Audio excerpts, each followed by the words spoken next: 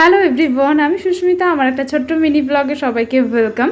তো অনেকদিন পর আরেকটা মিনি ব্লগ নিয়ে এসেছি। তো দেখো, এখন আমরা সবাই মিলে যাচ্ছি ইয়েস, কোথায় যাচ্ছি সেটা দেখতে হলে পুরো ব্লগটা দেখো, তাহলেই বুঝতে পারবে। আর এখানে দেখো দুজন মিলে কি পাগলামি শুরু করেছে। আর আমি এখন চলে এসেছি হচ্ছে আমার বাপের বাড়িতে।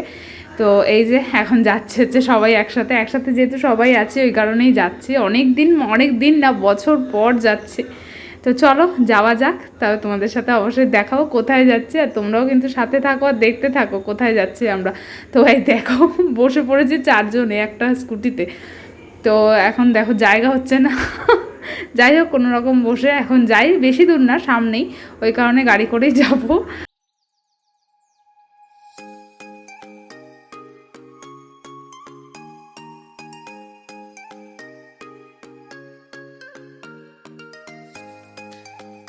আর দেখো, বলতে বলতে চলেও এসেছি। কোথায় যাচ্ছে একটু গেস করো তো, মানে এই ধরনের ড্রেস পরে কোথায় যাওয়া যায়? বিশেষ করে তোমার দাদাভাই যে গেঞ্জি পরে এসছে, তো সেইটা দেখে কোথায় মনে হচ্ছে ইয়েস চলে এসছে হচ্ছে গঙ্গায়। তো গঙ্গা বলতে গিয়ে অনেক বছর পর, মানে আমার বিয়ের পরেই ফার্স্ট মানে গঙ্গায় স্নান করব।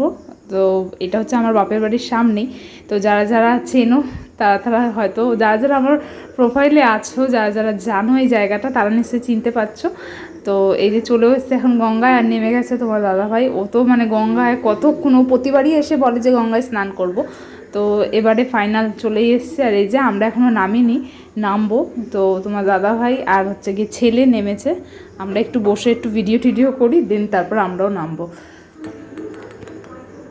আর গঙ্গায় মানে এখন যেহেতু বৃষ্টি হচ্ছে, তো প্রচণ্ড জল, মানে এখানটায় যেহেতু আমাদের সিঁড়ি বাঁধানো পুরো, তো কোনো অসুবিধা হয় না। আর আমার ছেলে তো মানে নামার জন্য একদম পাগল হয়ে গেছে।